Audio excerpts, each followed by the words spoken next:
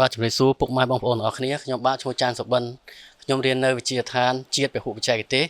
កម្ពុជាដែលហៅកាត់ថាសាលា NPIC ខ្ញុំសូមថ្លែងអំណរគុណទៅដល់រាជរដ្ឋាភិបាលដែលបានបង្កើតកម្មវិធី TVET 1.5 សែននេះឡើងក៏ដូចជាលោកគ្រូអ្នកគ្រូដែលនៅសាលា NPIC ដើម្បីឲ្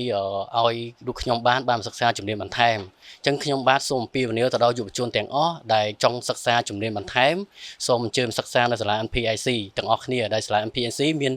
បង្រៀននៅជំនាញជាច្រើនមុខដូចជាជំនាញការថែទាំជួសជុលរថយន្តជំនាញ graphic design ការច្នៃបន្លែផ្លែឈើការឆុងកាហ្វេអញ្ចឹងសូមបងប្អូនទាំងអស់គ្នាអញ្ជើញមកសិក្សាដើម្បី